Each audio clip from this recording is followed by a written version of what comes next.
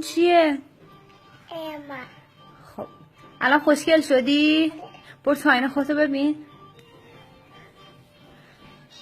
برو.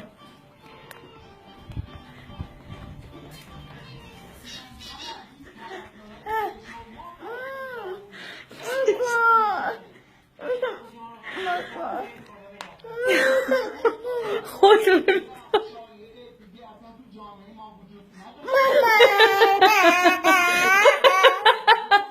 عزیز خوشگل شدی.